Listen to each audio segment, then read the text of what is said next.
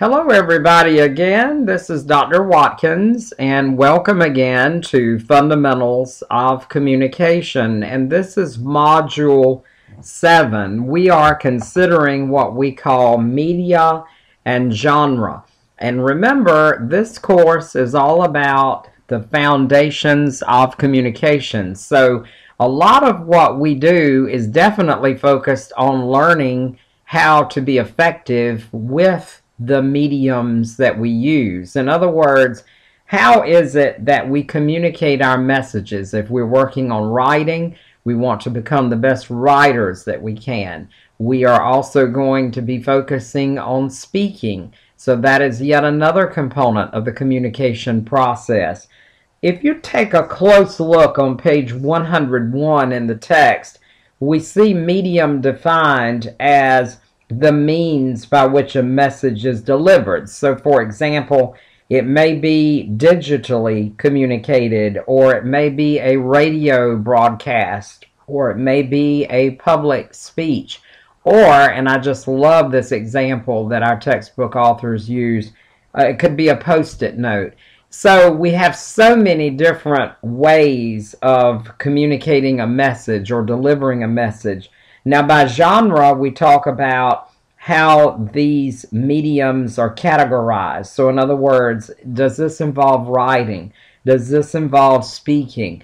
Does this involve art or film? And in so many situations, we might even have some overlapping.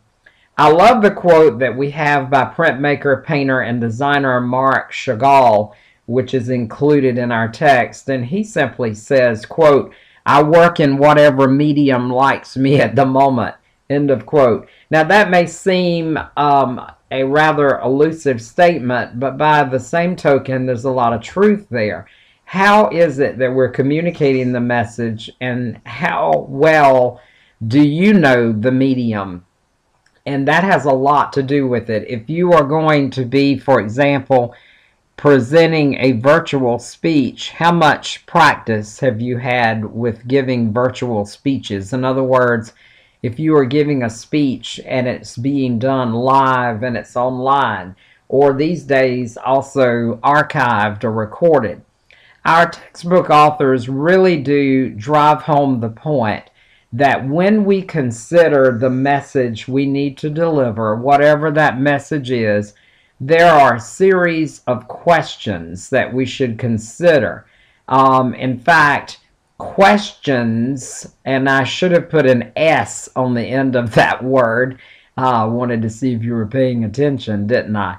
But the whole notion is, how formal is the message, for example? How complex or how detailed is the message? In some situations, we can afford to work over time to get a message out. Maybe you have a timeline for a month that you are using to get a certain message out, and you have a campaign of sorts. A lot of us will work in businesses or particular industries where if you are in charge of communicating, you are going to be responsible for helping to get whatever it is, the message out. Now, obviously, when you go through all of these questions, there are a number of considerations. For example, if we look at the question, how bound are you by organization? In some organizations, you may be just fine to deliver a message via Twitter. But in some organizations, you may not have that kind of openness to social media.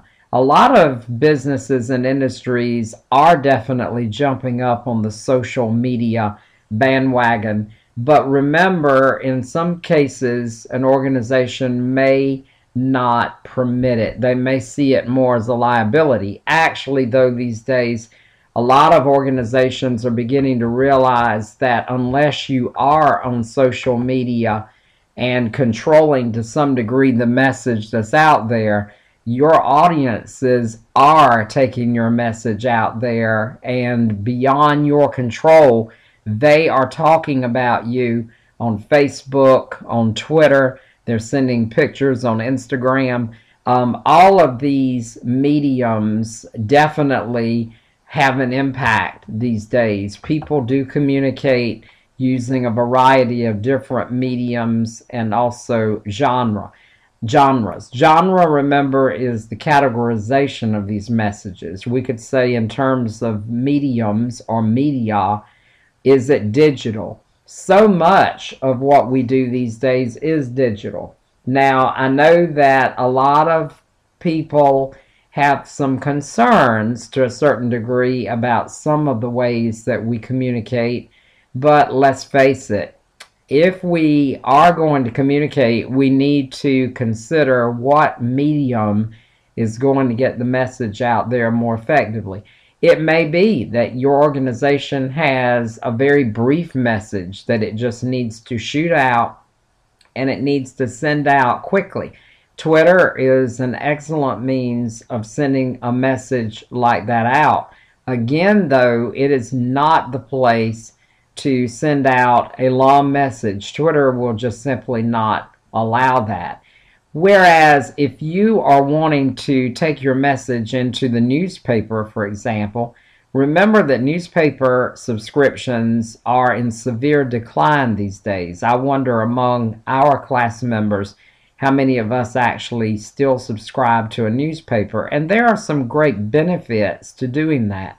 So many newspapers are now online, and even access to the full articles of newspapers online, as many of us have realized, is now increasingly by subscription too. So unless you have a paid subscription to an online version, you may not get it. But who's reading the paper? Who's paying attention? Who's your demographic? Who are you going for? If you're going for traditional newspaper, typically you're going for an older audience. Now, before you draw back and say, well, that's not really the audience I'm seeking, also remember that people who are stakeholders, people who are in decision-making positions, in other words, those people that are movers and shakers in our communities, decision makers, typically they are checking out the newspaper. Television, I think if we took a survey among our class members, we would find out that perhaps to some degree you don't even watch as much television as you used to. Of course, now the computer has become more and more seamless, and television programming is now available over the computer, and computer screens and television screens are becoming very similar. Our textbook authors really do make a whole emphasis on the positives and the negatives, or the pros and the cons, about common genres that we can use. If you take a look on page 105, for example, think about whether your message or what you need to convey would require a face-to-face meeting. Obviously, face-to-face meetings can be effective in terms of establishing personal contact. However, if you are going to need to pull lots of people together and people are on different schedules, it can become very difficult to get people together in one place. So is a face-to-face meeting with your message necessary? Do you need to really stand up physically in front of an audience and lecture or speak, giving information? What kind of interaction do you need? If we continue to think about possibilities, email, of course, is a popular means of delivering messages, but how many emails do you get in a day? If you have an important message to deliver to your audience, do you think they will pay attention to your email message among all of their other messages? Also, is the kind of information you need to share maybe best planned by a telephone conference? Maybe a telephone conference would be the best in terms of getting that information out. And again, do people have to be in one physical location to participate in that particular phone call conference? Or is it something that could actually be recorded? So think about the possibilities. I think that many of us will realize that we do have to become rather creative and getting our messages out, because not everybody is going to necessarily prefer one medium over another. Radio has become so fragmented. In fact, how many different radio stations are there? And if you're getting a message out over the radio, are you sending a message over the radio to a particular demographic that you want to hear your message? For example, if you are able to get your message out, and this is true of advertising, on a radio station, for example, that's country music, do you know who's listening to the country music? Gender also is a major concern. How many women are you trying to reach? Would they likely be listening to this station? So it becomes a big challenge.